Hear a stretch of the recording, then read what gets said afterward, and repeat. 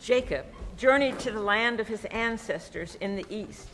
He came across some shepherds and he asked them, "Friend, I don't have a GPS or a map. Tell me, where am I?" "You are near Haran." "Oh, good. For a second there, I thought I was lost. Do you know Laban, Nahor's grandson?" "Yes, I know him. Look, here comes his daughter Rachel with the sheep."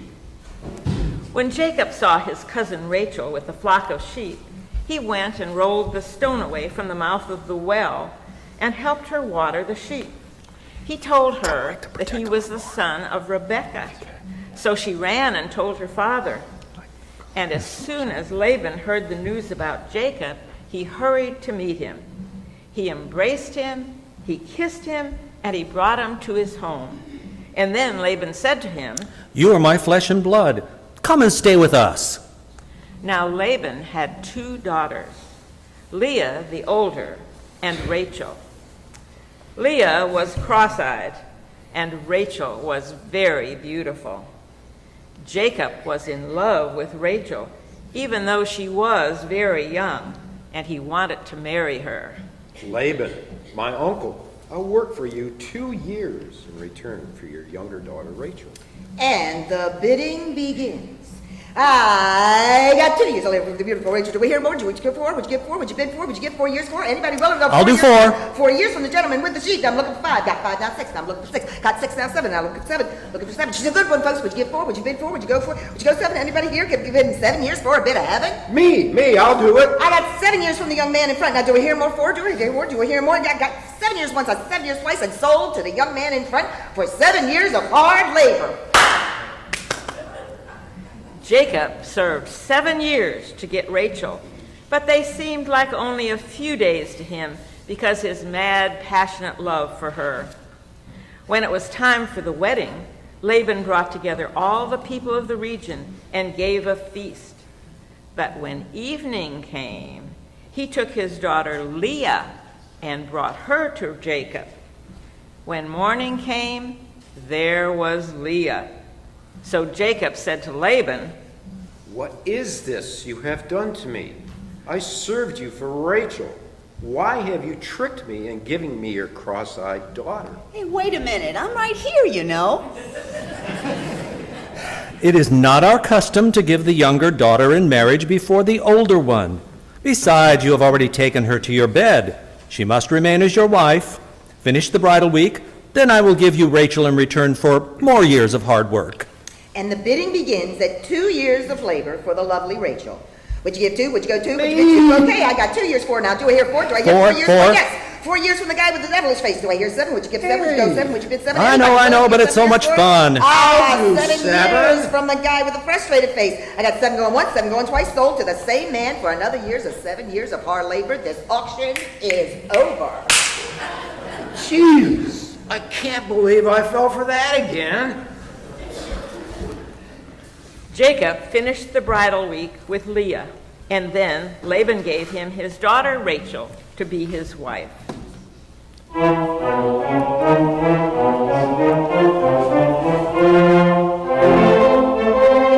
Charge! Here we are, folks, at the top of the game. This is going to be a doozy. We don't know who is going to win this one, but we do know that the competition will be fierce. That's right, Bob. These 2 women have been at each other's throats since Jacob arrived at the well. They are determined to outperform each other for his love and attention. You said it, Jim. This poor fella sure has a tough road ahead of him, trying to keep these 2 women satisfied. Who will win out in the end? We don't know. But Leah is older and ready to give birth. Yes, I'm sure that will give her an advantage over the sister, who is considerably younger. You got that right, Jim. I can't wait to see who will give birth to more children. So, let's play ball. Charge! God saw that Jacob loved Rachel over Leah, so God helped Leah that she might easily become pregnant. Hey, that's not fair. Charge! And so it was that Leah gave Jacob 4 boys within 4 years' time. When Rachel saw that she was not bearing Jacob any children, she became very jealous.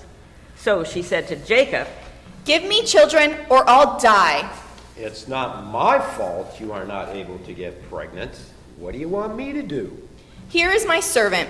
Sleep with her so that she can bear children for me, and I too can build a family through her. Well, if you say so, I'll sacrifice myself so that you might have children through your servant.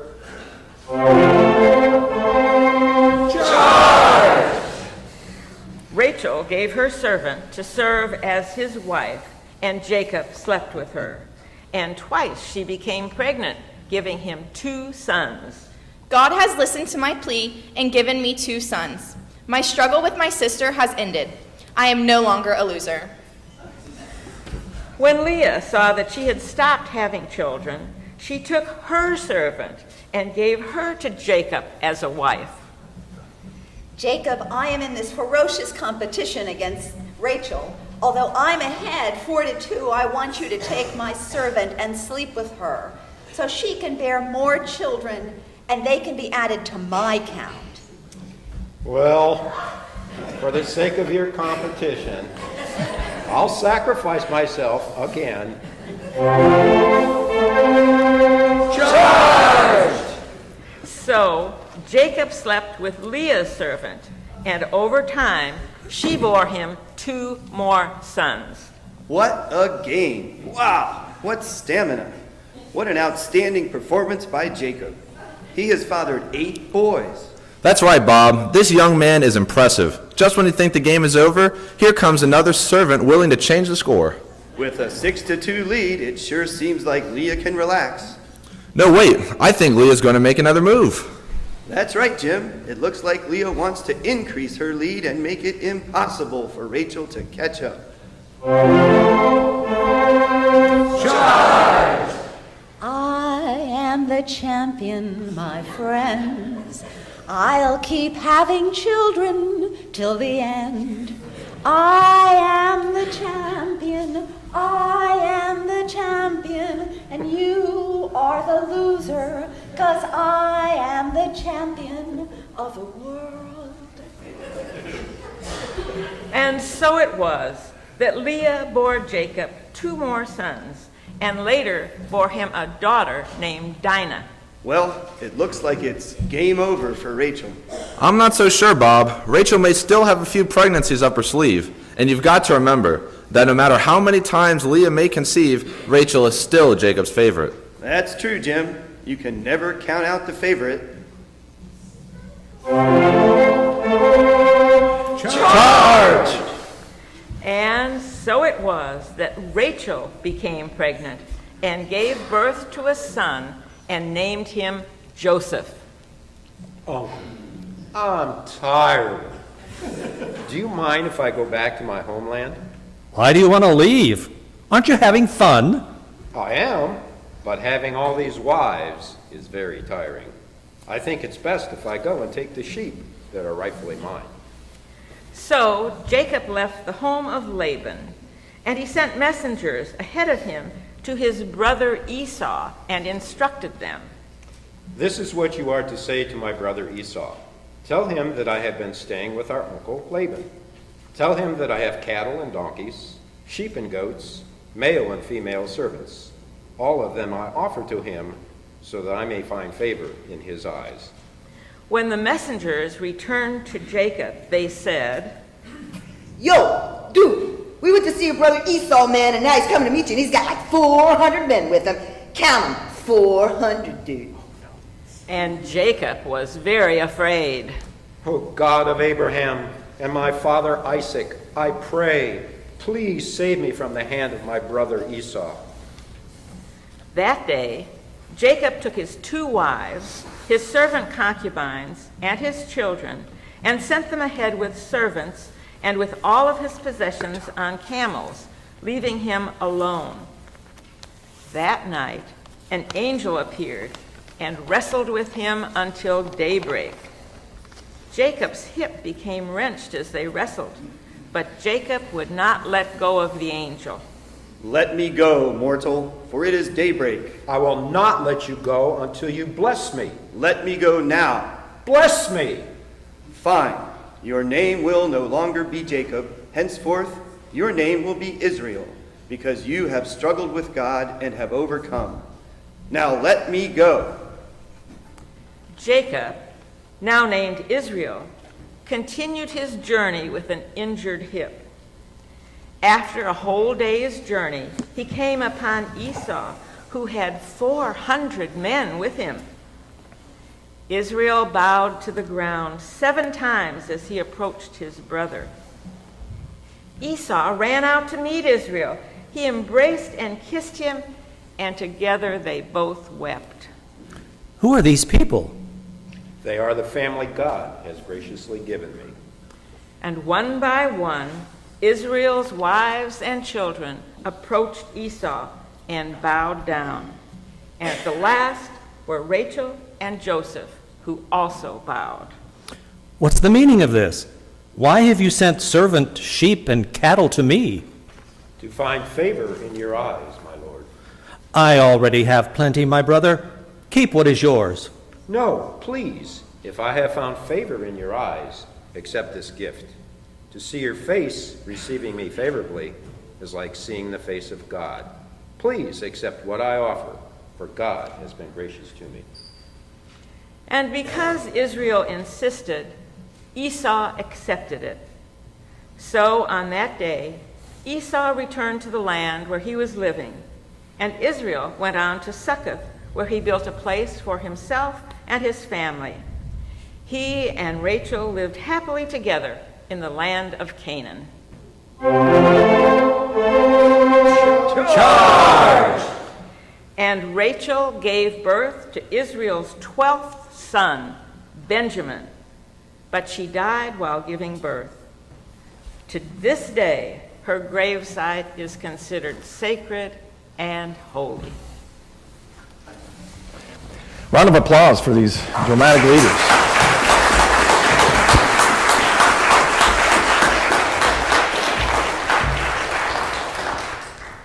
Won't you please pray with me?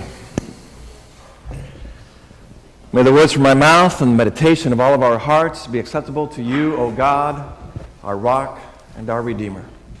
Amen. And there they go.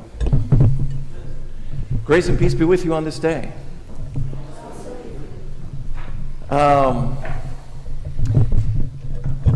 When I was a freshman in high school, I was a skinny little kid.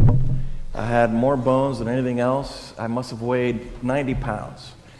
And some thought entered my mind that I could enter the wrestling team and be part of it.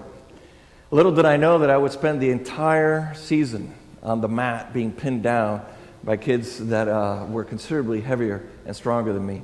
But I persevered. And I finally had one match where I won and I pinned the kid down. There was contention about it. They all said that, he was only in 3rd grade and I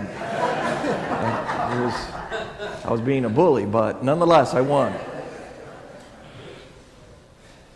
Wrestling is about dominating your opponent. Wrestling is about getting your opponent in a certain position where he or she cannot get out of it, and eventually they have to cry uncle. Unlike boxing, where they beat each other into a bloody pulp until one of them is knocked out and unable to get back up, wrestling is more about maneuvering, and it does require a lot of strength, but it also requires a lot of strategy. But what if our wrestling opponent is our own worldview? What if our wrestling opponent is within us, and it's our own paradigm as to how we approach life and how we approach crisis? Today's scripture reading is about Jacob, and we spent a lot of time with him and about his wives and his descendants and who gave birth to who and how many wives he had and so forth, and we had a lot of fun with it as a team putting the scripture together. The reason it's there in the book of Genesis, and the reason it goes on for easily 2 chapters, is that it's the fulfillment of God's promise. Remember, God promised Abraham that his descendants would be as numerous as the stars and as the dust on the earth. And then he made that same promise to Jacob. And so now, this is how it happens. And through the 12 tribes of Israel, the descendants they begin to become numerous. But the thing is that it's more than just about that. If we continue with the storyline and we continue to what's happening, we actually see how the storyline becomes to connect with previous storylines, and it all goes full circle with narratives that were presented several chapters earlier in the book of Genesis. Going back to the sibling rivalry between Jacob and his brother and what separated them. And they were estranged from each other easily for 14 years, if not longer. And so, at one point or another, Jacob decides to return. He's got to go back home. You could only run away from home for so long, and you must return. And in that process of returning home, he's now a wealthy man. He's got plenty of sheep, he's got plenty of cattle, he's got plenty of servants, he's got plenty of wives and children, and he is hesitating. He's not sure if he wants to go back home. The reason being is that he's got to face his inner demons. He's got to face his brother whom he wronged. He's got to come face to face with his sins.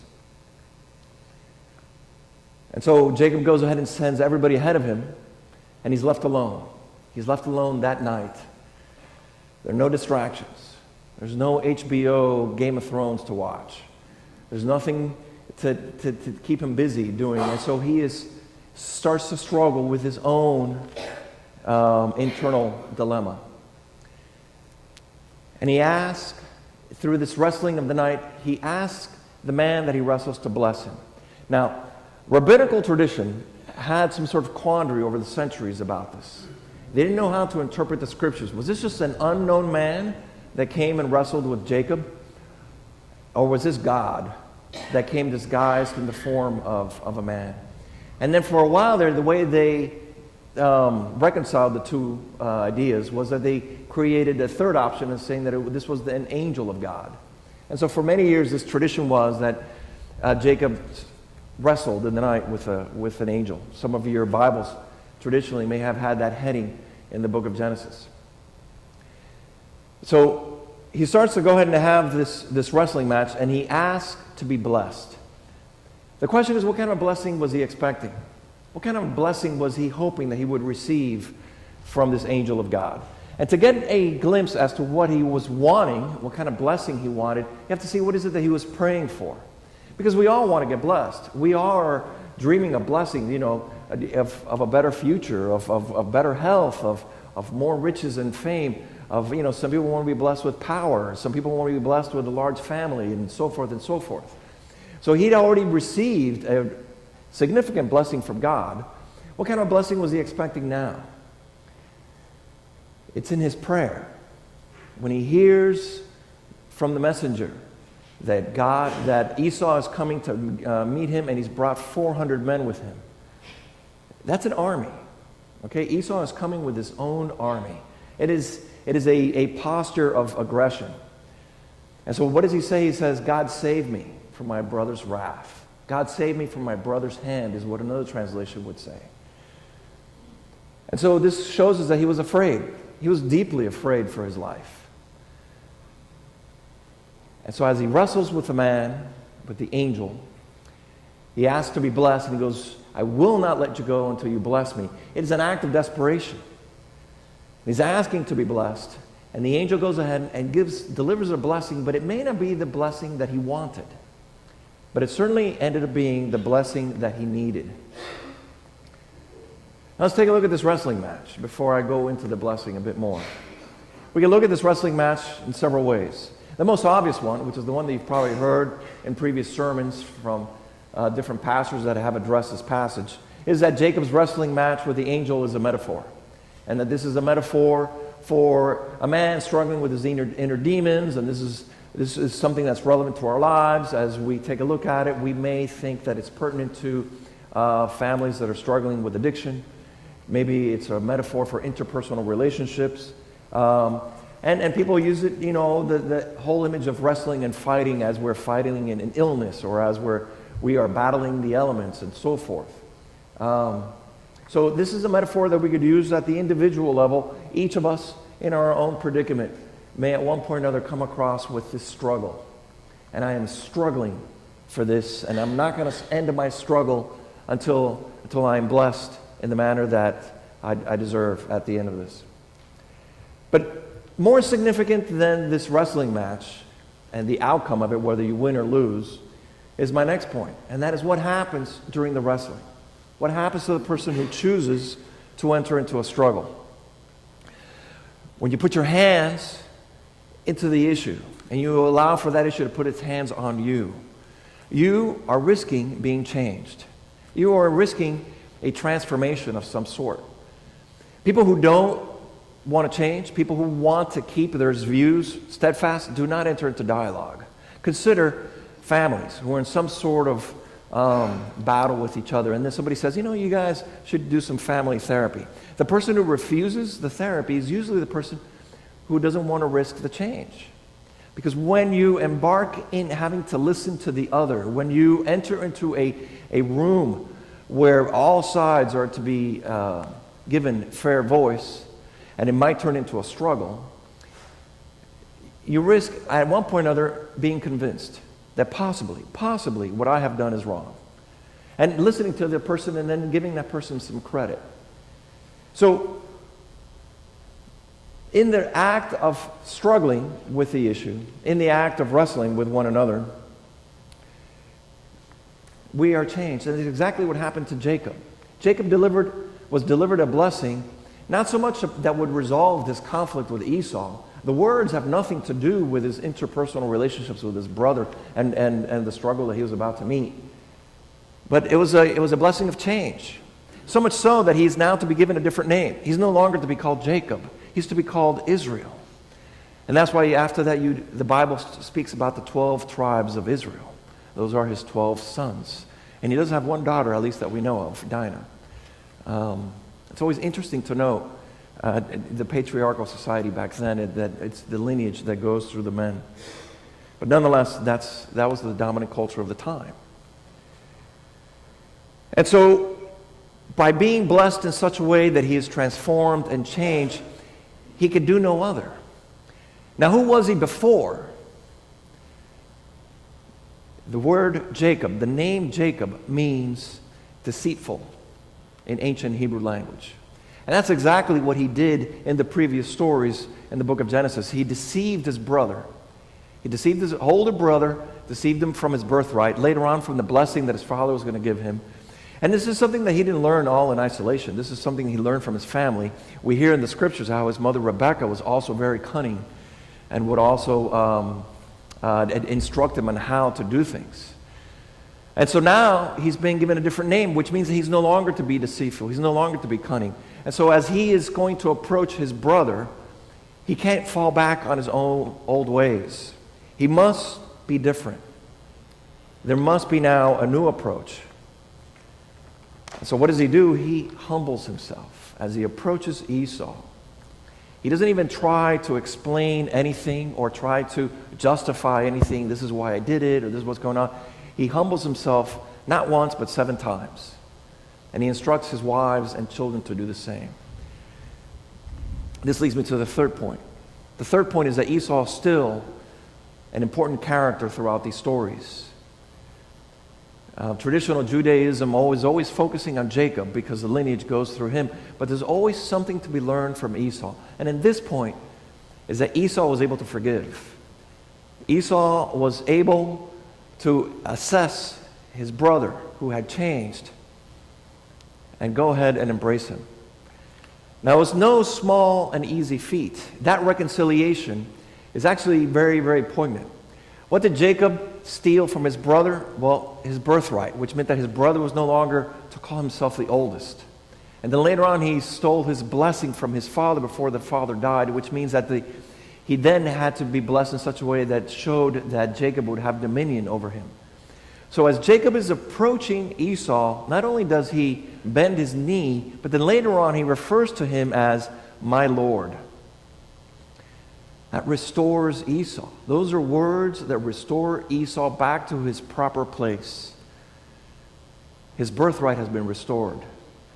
And Jacob has made himself less under his brother, which is what his brother was always in contention of. And by doing this, Jacob received a much bigger reward than he expected. He did not receive his brother's wrath. He was not a victim of his brother's hand. Scripture tells us that they embraced each other and that they kissed and they wept. Imagine everything that was released from there, the guilt and the pain, and how good it must have felt. So it's not only because of Jacob's transformation, but Esau also was transformed from it. And what does that teach us? That when I change, there's a chance that you will change as well. That if I change my posture and I treat you with love, chances are you may change your posture and treat me with love as well too. But there's one thing we got to make note here that's actually very healthy. And I don't know that people noticed it for at least several centuries. But how is it that they reconcile? In the reconciliation, what is it that they do? They used to, back when they were young, live in the same home. They now went to separate lands. Esau, is said in the scriptures, went on to the lands that he had set up with with his family. And Jacob settled in different lands, in the land of Succoth. So this says that, they're to keep some sort of distance, or to keep some sort of boundary. Isn't that healthy? Okay, I have to tell you, it may not be your experience, but in my experience, I don't know that I could live with my brother. I love the guy dearly, but he just drives me insane. And he's always picking on me. So, friends, there's a lot to be taken from this passage. There's a lot to be learned. We could take these stories of Jacob and Esau and so forth, and personally, as an individual, there's a lot here to be learned for us. There's a lot to change our lives at the individual level. But can we step back and look at this from a distance and see if there's a bigger application to it? See if this can be something larger than just ourselves. Can the lessons and the metaphors about Jacob struggling with the angel be applied to the church? I know that for centuries the church has been praying to God for a blessing. And that blessing usually revolves around numbers. Bring us more people. Give us more membership. Give us more young bodies. Give us more families. Give us people that can donate more money and that can work harder. And I don't know that sort of prayer is exactly what we should be praying for. And so when we're praying for that sort of blessing, is that what we're going to get? We know that that's traditionally what the church wants, but is it what the church needs? Or would it be a blessing of transformation? That just like Jacob, the church ought to have a new paradigm, ought to have a new outlook. And the church have to find a new way to relate with the new generation. Let's step back even further and see if this metaphor of Jacob with the angel applies to something even larger. Can this apply to our nation? Can we apply these internal struggles that Jacob has to our own countrymen? I don't know about you, but I'm actually pretty tired of listening to the news. I don't know that I could take another talking head analyzing what's going on in our political realm. And I'm so tired of it that I'm going through a fasting period. I'm self-imposing myself through a fast, and I'm going to make the following prediction, that after my fast, the news will be the same. If it won't be one thing, it'll be the other. And if it won't be one scandal, it'll be another. And if it won't be one contentious group against another contentious group, it just might be the same people, not passing legislation as it should be passed, not working together as the Constitution would have them work together. And so, what is it that we've always been praying for? That one party dominate against the other, that one wing of our nation be able to dominate the other, almost like in a wrestling match, and that one of them finally just cry uncle and give up? Or should we try and be praying for a blessing that provides for us a new paradigm, a new way to think, a new worldview as to how we ought to get together and try to make this nation a better place for all people? When we take a look at the different brothers and sisters in our community who are against each other, when we take a look at the different factions that are unable to find common ground, it is obvious that something needs to change. It is obvious that something's not working. And I feel that often we are like Jacob, and we're now going to enter this long night of the soul, and we need to wrestle. We need to wrestle about this, and in the wrestling, know that we're going to be changed. We will be transformed. This passage is really not about Jacob. This passage is not about how many children he was able to have with so many different wives, and it's not about so much the angel. This passage is about each and every one of us.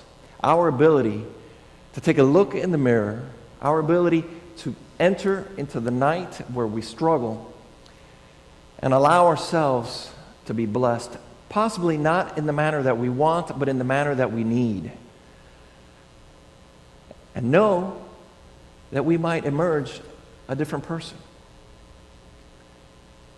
Know that we might emerge a different person that will make better the lives of the people around us, with our brothers and sisters, with our family members, with our neighbors, with our co-workers. That the church should enter its long night of the soul and wrestle with itself as to what is it exactly the church needs to do, and receive a blessing that will transform it, so that eventually the church might become a better church to get along and attract a whole new generation to the teachings of God. That we as a nation should also enter that long night of the soul and wrestle with ourselves the things that keep us apart, so that we might emerge from it a better people, a better nation that knows how to provide for everyone. Amen.